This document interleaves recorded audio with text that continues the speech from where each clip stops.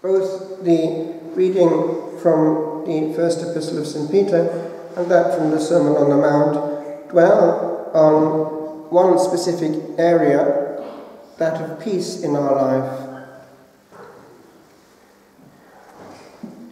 I happen to pick up this, which I photocopied. It's just what might be a scenario in the life of any one of us at any day, according to our state of life. The problem is how we handle it afterwards. This person is dwelling on the problem of having victory over temptation. And he says this: Lord, snatch victory from the jaws of defeat. So he says that even with this prayer, we can be in front of so many events with so many possibilities for increasingly bad results that we cannot keep track of them. And then he goes on, we all experience these situations where problems seem to be compounded again and again. It begins with one or two things going wrong, and then something else, perhaps with the family or friends, and then something at work goes wrong, and then when you're leaving work in a completely dilapidated condition, you get a flat tire, and people are screaming at you, "Get out of the way!" These scenes happen to just about everyone, including those living in a monastery. Okay, those things were out of control, we were at the receiving end, but then how we handle it is within our power. Is it not true that in a family situation, quite often the wife is at the receiving end of the consequences of a bad day's work? Because one takes off any mask that is left when it comes to the wife. We don't, after a few years, make really an effort to be anything but what we are. And what we are in that mode is not helpful. But the wife, perhaps, has been all day alone, or with the children, and that's what she gets, when she should perhaps have the joy of an embrace when the husband comes back. Translate into your situation, it's exactly the same, mutatis mutandis, in a monastery. Quality of life goes out of the window. And then this question of peace. Seek peace and pursue it, quotes St. Peter from the Psalm, taken up by St. Benedict in his rule, the pursuit of peace. In fact, pax is what you see written large when you go to Monte Cassino, when you're approaching the monastery. Benedictine peace. Well, the domestic church also has to enthrone peace. And it's made precisely of the reaction to all that.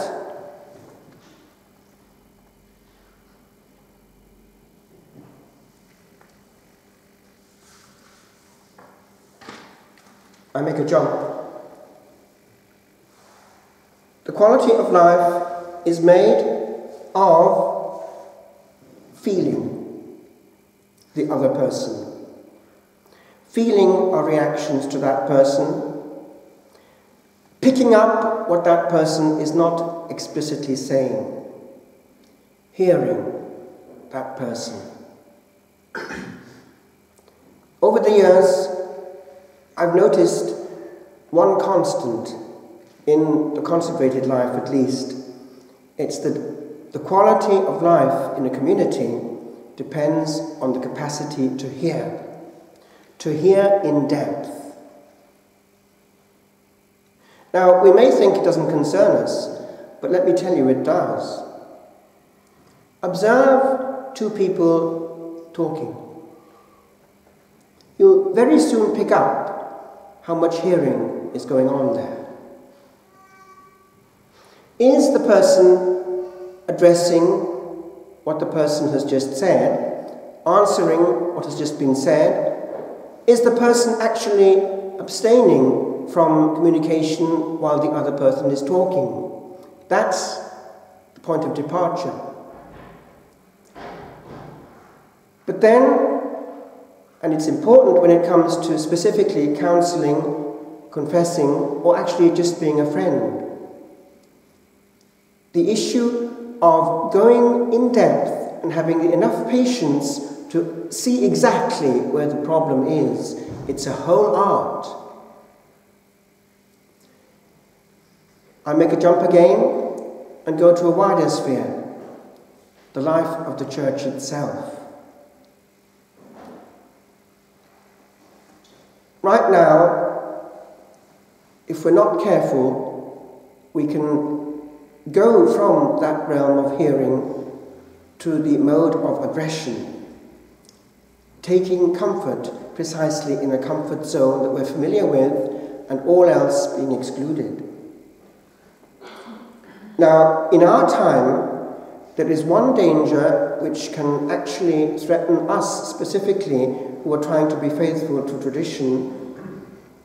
It's the excessive tendency to go into, for instance, websites, YouTubes, pamphlets, books, which are of an extreme kind, which do a lot of that and do not carry peace and leave us in unpeace afterwards.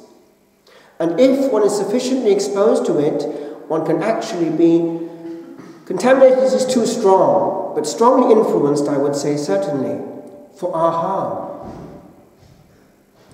Having said that, we need to know a lot. We need to have the vision, yes, of God, so as not to lose our peace. Do you think that our times have not been foreseen? There's more going on the planet than meets the eye, and we are seeing but the tip of the iceberg. Some of you here will have heard of what happened way back in the end already of the 1500s. I just quote briefly this to give you some idea that there's no surprise before providence. Beginning on February 2nd, 1594, and ending on December the 8th, 1634, in Quito, in Ecuador, the Venerable Mother Mariana of Jesus Torres received many visitations from our Blessed Mother under the title of Our Lady of Good Success. Many of the messages that she received were prophecies about the 20th century and, note, about Freemasonry.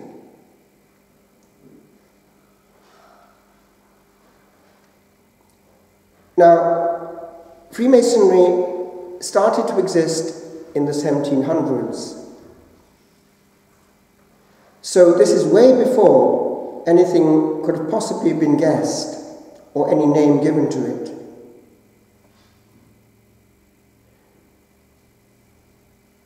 I spare the detail. If you're interested, you can research it. But there are things which actually, right now, are common that were not even remotely imagined in the 1500s.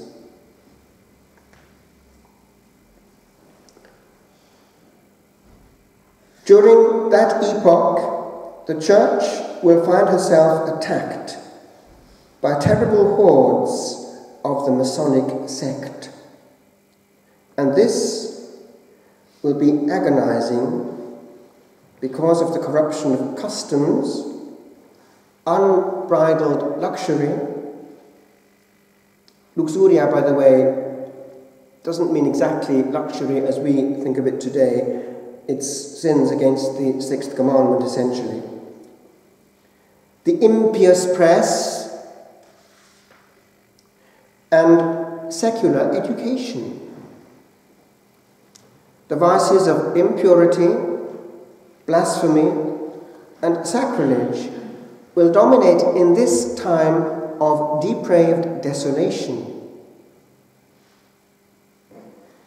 And that one who should speak out will be silent.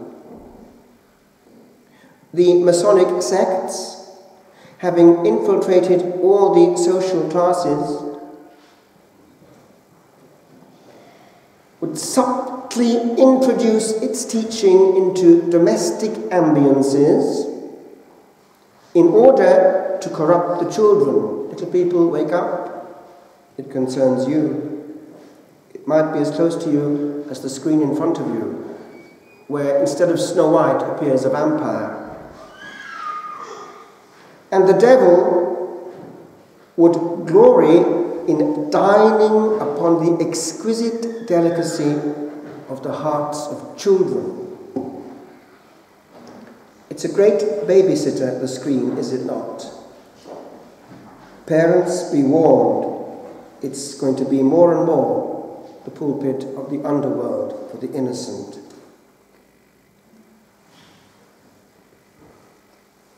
I just want to conclude. The Lord here makes no bones about it. Even hatred leads to Gehenna. Even name-calling is something that's going to come back to us in the beyond. Unpeace to a maximum. And so I'd leave it with you, my friends.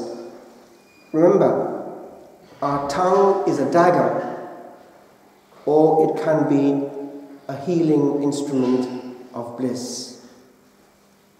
A syllable can give great joy, warmth, and can make a face before us shine with laughter, or it can leave a person in bits. And it's only a person that really loves you that is really left in bits.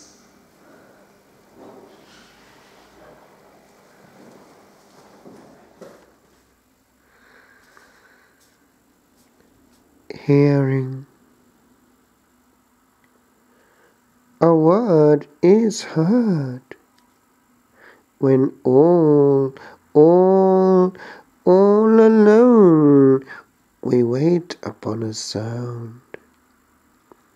When we are found at one with one alone, when truth all known, all handled, fondled, holy, is unbound, beheld and held a little ere it go into the sound of all. A word is heard when all unheard remains that need not show its gaping mouth awhile.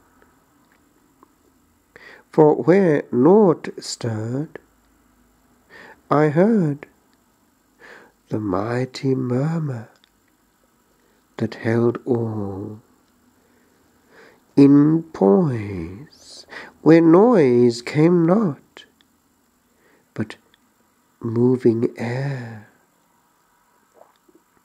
where it travelled brain to brain, where tremors small, the trembling of a naked soul, did bear, and bid me enter in. For I did see upon a soul that travelled one like me.